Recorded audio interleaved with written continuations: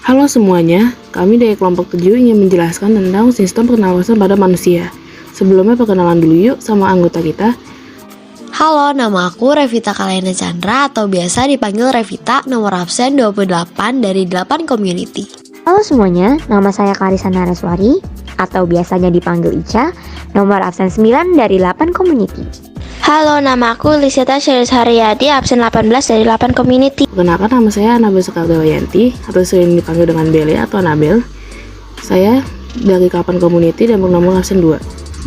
Halo, perkenalkan nama saya Tedera Gracia Dinata, absen 32 dari 8 community. Sistem pernapasan manusia adalah sistem yang paling penting pada tubuh manusia. Manusia memerlukan oksigen untuk bertahan hidup. Kita memerlukan oksigen untuk mencerna makanan, menggerakkan anggota tubuh, bahkan hanya berpikir sejenak. Kita membutuhkan asupan oksigen loh. Oleh karena itu, sistem pernapasan harus dijaga dengan benar. Apalagi dengan adanya COVID-19, penjagaan terhadap sistem pernapasan harus benar-benar ketat. Di dalam video animasi tersebut menunjukkan bahwa jika rongga dada mengembang berarti udara masuk atau kita menghirup oksigen. Dan ketika rongga dada mengecil berarti udara keluar atau kita mengeluarkan karbon dioksida. Nah, apa aja sih upaya-upaya untuk menjaga diri khususnya sistem pernapasan saat COVID-19? Yuk kita simak baik-baik. Yang pertama, mengonsumsi makanan yang bergizi. Mengonsumsi makanan yang bergizi sangat berpengaruh pada kesehatan tubuh dan organ pernafasan. Orang yang kekurangan nutrisi biasa lebih rentan mengalami gangguan pernafasan. Maka dari itu kita membutuhkan asupan vitamin dan mineral. Vitamin dan mineral yang penting untuk menjaga organ pernapasan antara lain adalah vitamin A, vitamin C, vitamin E, zinc, kalium, selium, dan magnesium. Yang kedua adalah rajin mencuci tangan. Tidak hanya saat pandemi COVID-19, kita juga harus rajin mencuci tangan sehabis kita memegang barang agar virus dan kuman di tangan kita pun menghilang. Kegiatan ini akan membantu berbagai virus, bakteri, maupun kotoran yang bisa menimbulkan penyakit tidak masuk ke dalam tubuh. Cucilah tangan dengan sabun dan air mengalir dengan cara yang tepat. Apabila sedang tidak ada akses air mengalir, gunakan hand sanitizer untuk mendapatkan manfaat yang sama. Yang ketiga, melakukan vaksin. Vaksin adalah pemberian vaksin yang dapat merangsang pembentukan imunitas atau antibodi sistem imun di dalam tubuh. Vaksinasi COVID-19 dilakukan setelah kepastian keamanan dan keampuhannya ada. Vaksinasi COVID-19 bertujuan untuk melindungi dan memperkuat sistem kesehatan secara menyeluruh, juga menjaga produktivitas dan mengurangi dampak sosial dan ekonomi masyarakat. Yang keempat, rutin memeriksa kesehatan tubuh. Kebanyakan orang yang baru datang ke dokter ketika sudah ada keluhan. Banyak cara menjaga organ pernapasan yang bisa kita lakukan, dan banyakkan berupa langkah-langkah sederhana yang mudah untuk ditiru. Karena itu, jangan lagi lalai untuk memperhatikan kesehatan pernapasan maupun tubuh secara keseluruhan, terutama di tengah pandemi saat seperti ini.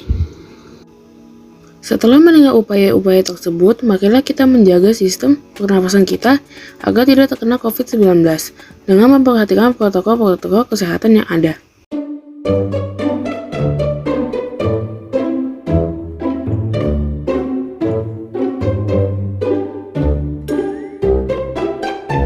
Tips-tips menjaga kesehatan mental saat pandemi. Di pandemi ini kita diharuskan untuk berdiam diri di rumah. Tentu saja kita pasti merasa penat karena terlalu lama di rumah. Maka berikut ini tips menjaga kesehatan mental saat pandemi. Yang pertama adalah menghentikan kebiasaan buruk. Kebiasaan buruk seperti merokok dan mengonsumsi minuman beralkohol dapat mengganggu kesehatan fisik maupun mental. Kebiasaan kurang beristirahat atau sering begadang juga harus dihentikan. Jika kurang istirahat, kita akan lebih mudah mengalami kecemasan dan ketidakstabilan mood. Oleh sebab itu, penuhilah waktu tidur kita setidaknya 7 jam setiap malam. Yang kedua, membuat rutinitas sendiri. Kalian bisa melakukan hobi atau aktivitas yang disukai, seperti masak, membaca buku, atau bermain game. Kegiatan-kegiatan ini dapat membantu menjauhkan Anda dari pikiran negatif yang memicu kecemasan dan depresi. Yang ketiga adalah menjaga komunikasi dengan keluarga dan sahabat. Luangkanlah waktu untuk berkomunikasi dengan keluarga, sahabat, teman, dan rekan kerja, baik melalui pesan singkat, telepon, atau video call. Kalian bisa menceritakan kekhawatiran dan kecemasan yang Anda rasakan. Cara ini dapat membuat tekanan yang Anda rasakan dapat berkurang sehingga Anda menjadi lebih tenang. Yang keempat, memilih informasi dengan bijak. Saat pandemi, banyak sekali informasi beredar tentang COVID-19 yang tidak benar dan hanya membuat pikiran kita tidak tenang.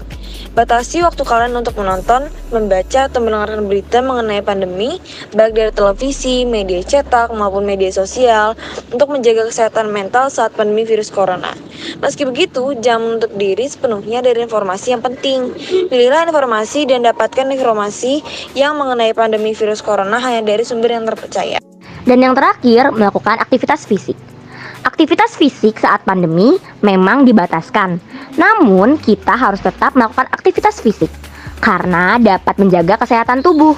Beberapa contoh aktivitas fisik yang dapat dilakukan adalah aktivitas fisik di ruang tertutup, seperti yoga atau senam zumba di rumah. Sedangkan di luar ruangan atau di jalan, seperti jogging dan bersepeda. Namun, jika di luar rumah, selalu pastikan untuk menerapkan protokol kesehatan selama berolahraga, seperti memakai masker.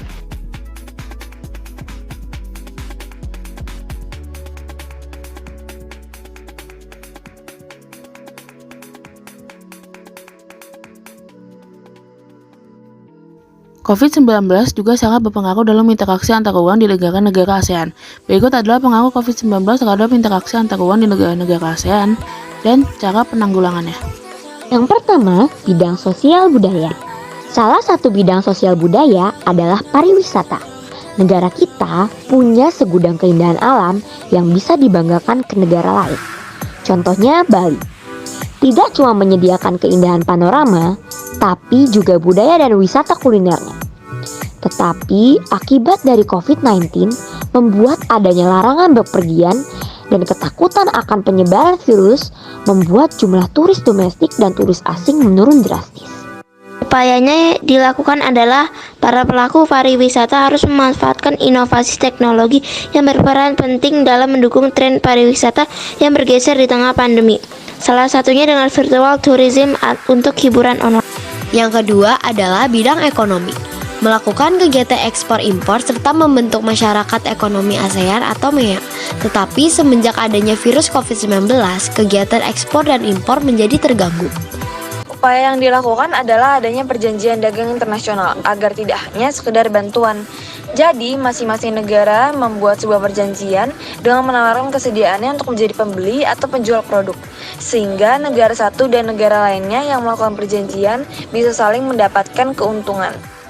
Sekian dari kami, maaf jika ada beberapa kata dalam video ini yang mungkin kurang berkenan bagi kalian. Terima kasih telah menonton dan sampai jumpa lagi.